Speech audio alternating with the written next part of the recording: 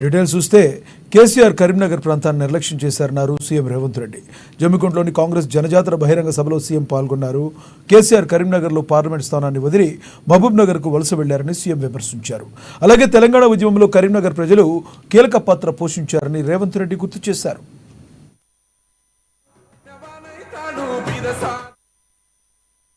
జిల్లా అటు పాలమూరు గడ్డైనా చంద్రశేఖరరావు చేతుల్లో బందీ అయి తెలంగాణ ప్రజలకు అన్యాయం. మన రేవంత్ అన్న నిగ్గదీసి అడిగే మునగాడు విడు భూమిన వానైతాడు బీద సాదల ధైర్యం వీడు దొంగ దొరల భరత. ఇటు కరీంనగర్ జిల్లా అటు పాలమూరు గడ్డైనా చంద్రశేఖరరావు చేతుల్లో బందీ అయి తెలంగాణ ప్రజలకు అన్యాయం చేస్తుంటే ఈ కరీంనగర్ జిల్లా నుంచి మొదలు పెడితే పాలమూరు గడ్డ మీద 3 రంగుల కాంగ్రెస్ జెండాను ఎగరేసి ఈ తెలంగాణ రాష్ట్రంలో మొన్న జరిగిన డిసెంబర్ ఎన్నికల్లో సోనియమ్మ నాయకత్వంలో ఇందిరమ్మ రాజ్యాన్ని ప్రజా పాలనను మీరు తీసుకొచ్చారు. మొన్న జరిగిన ఎన్నికలు డిసెంబర్ లో వచ్చిన ఫలితాలు సెమీఫైనల్స్ మాత్రమే. సెమీఫైనల్స్ లో చంద్రశేఖరరావును చిత్తుగా ఓడించి ఇందిరమ్మ రాజ్యాన్ని తెచ్చినందుకు మిమ్మల్ని అభినందిస్తున్నా. మరి ఇవాళ మిమ్మల్ని అడుగుతున్న మిత్రులారా, సెమీఫైనల్స్ లో చంద్రశేఖరరావును చిత్తుగా ఓడించిన మీరు ఇవాళ ఫైనల్స్ కు వచ్చినాం. ఈ ఫైనల్స్ లో ఈ తెలంగాణ పౌరుషాన్ని గుజరాత్ కు తెలిసే విధంగా బీజేపీ వాళ్ళు సూరత్ కు పారిపోయే విధంగా ఇవాళ తీర్పు ఇవ్వాల్సిన అవసరం ఉన్నది. ఈ ఫైనల్స్ లో బీజేపీ నరేంద్ర మోడీని ఓడించాల్సిన బాధ్యత ప్రతి ఒక్క కాంగ్రెస్ పార్టీ కార్యకర్త మీద, 4 కోట్ల తెలంగాణ ప్రజల మీద ఉన్నది. ఎందుకంటే 10 సంవత్సరాలు ప్రధానమంత్రిగా ఉన్న నరేంద్ర మోడీ ఈ తెలంగాణ రాష్ట్రానికి చింది లేదు. బండి సంజయ్ కరీంనగర్ జిల్లాకు తెచ్చింది లేదు. ఇవాళ ఈ వేదిక మీద నుంచి తెలంగాణ సమాజానికి నేను గుర్తు చేయదలుచుకున్నా, ఆనాడు పునర్విభజన చట్టంలో ఈ తెలంగాణ రాష్ట్రానికి బయ్యారం ఉక్కు కర్మాగారాన్ని, కాచిపేట రైల్వే కోచ్ ఫ్యాక్టరీని, 4000 మెగావాట్ల విద్యుత్ ఉత్పత్తి ఎన్టీపీసీ నుంచి మనకి ఇవ్వాలని, ఐటీఐఆర్ కారిడార్ ఇవ్వాలని, గిరిజన యూనివర్సిటీ ఇవ్వాలని, ఐఐఎం ఇవ్వాలని, ఐఐటి ఇవ్వాలని, పాలమూరు రంగారెడ్డి ఎత్తిపోతల సాగునీటి ప్రాజెక్టును జాతీయ ప్రాజెక్టుగా ప్రకటించాలని 2014లో సోనియా గాంధీ గారు, మన్మోహన్ సింగ్ గారు తెలంగాణకి ఇచ్చారు. ఇవేవి చేయలే. ఇవి చేయకపోను పార్లమెంట్ లో జరిగిన చర్చల సందర్భంగా ఈ దేశ ప్రధానమంత్రి పార్లమెంటరీ వ్యవస్థలను అవమానించే విధంగా పార్లమెంటు తలుపులు మూసి తెలంగాణ బిల్లును ఆమోదించారు.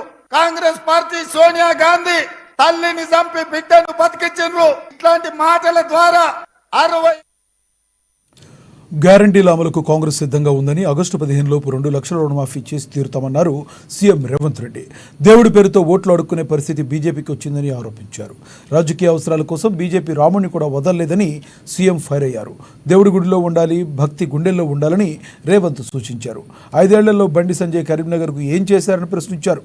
కరీంనగర్కు ఆయన చేసిన అభివృద్ధి ఏంటో చెప్పాలని రేవంత్ రెడ్డి డిమాండ్ చేశారు. అడుగుతున్న బండి సంజయ్ ని, గతంలో నువ్వే ఎంపీగా ఉన్నావు కదా, నరేంద్ర మోడీ గారి మాటలు మాట్లాడినప్పుడు నువ్వు పార్లమెంట్ లో ఉన్నావు కదా, తెలంగాణ తల్లిని అవమానిస్తుంటే, తెలంగాణ రాష్ట్ర ఏర్పాటు ప్రక్రియను తప్పుపడుతుంటే ఎందుకు మౌనంగా ఉన్నావు బండి సంజయ్?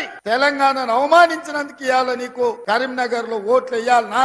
ఇవాళ ఈ తెలంగాణ రాష్ట్రానికి నరేంద్ర మోడీ ప్రధానమంత్రిగా 10 ఏళ్లు, పార్లమెంట్ సభ్యుడిగా 5 ఏళ్లు నువ్వేం తీసుకొచ్చినావో ఈ ప్రజలకు సమాధానం చెప్పు. ఆనాడు అయ్యో పాపం పేదోళ్ళ బిడ్డ గుండో అరగుండో ఏదో ఒక గుండు గెలవని కదా అని ఈ తెలంగాణ ప్రజలు నీకు ఓటేసి, మరి 5 ఏళ్లల్లా నిజామాబాద్ లో గుండు గాని, కరీంనగర్ లో ఉన్న అరగుండు గాని ఇవాళ తెలంగాణ రాష్ట్రానికి ఇచ్చింది లేదు, తెలంగాణ రాష్ట్రానికి తెచ్చింది లేదు. నరేంద్ర మోడీ గారు జాతీయ ప్రాజెక్ట్ ఇవ్వలేదు, నరేంద్ర మోడీ గారు ఐటీఐఆర్ కారిడార్ ఇవ్వలేదు. ఇవాళ ఈ తెలంగాణ రాష్ట్రానికి నరేంద్ర మోడీ భారతీయ జనతా పార్టీ ఇచ్చింది ఏంటంటే గాడిద గుడ్డి ఇచ్చిండ్రు. ఇగో ఈ గాడిద గుడ్డే 10 ఏళ్లలో తెలంగాణ రాష్ట్రానికి నరేంద్ర మోడీ ఇచ్చిండ్రు. నేను ఇవాళ అడుగుతున్నా, మాట్లాడినట్లే పట్టుకోమంటున్నా, దీన్ని మాట్లాడుకొని పేద ప్రజలకు తెలంగాణ సమాజానికి చూపింది. ఎందుకంటే తెలంగాణకు బీజేపీ నరేంద్ర మోడీ ఏమిచ్చిండయా అంటే, కర్ణాటకకేమో చెంబిచ్చిండు, ఆంధ్రప్రదేశ్ కేమో మట్టి చెంబెడు నీళ్లు ఇచ్చిండు, తెలంగాణకు మాత్రం గాడిద గుడ్డిచ్చిండు. ఈ గాడిద గుడ్డిచ్చినందుకు గుండు అరగుండుకు ఓటేయాలనా నేను అడుగుతున్నా. ఈ తెలంగాణ రాష్ట్రాన్ని భారతీయ జనతా పార్టీ మాయ మాటలతోని వంచి తెలంగాణను ఆక్రమించుకోవాలని చూస్తున్నారు. మన అయోధ్యలో జరిగిన రాముడు కళ్యాణం జరగకంటే ముందే 15 రోజుల ముందు అక్షింతలు ఊరూరు పంపించారు. నేను అడుగుతున్నా తెలంగాణ వేద బ్రాహ్మణులను, ఇక్కడికి వచ్చిన పెద్దలను, ఎక్కడైనా కళ్యాణం ముగిసిన తర్వాత కళ్యాణంలో పంచిన అక్షింతల్ని మనం వధూవరుల మీద మనం చల్లుతాం. అక్కడ అయోధ్యలో రాముడు కళ్యాణం జరగకంటే ముందే 15 రోజుల ముందే అక్షింతలు ఊరూరా ఇంటింటికి ఇక్కడ బియ్యం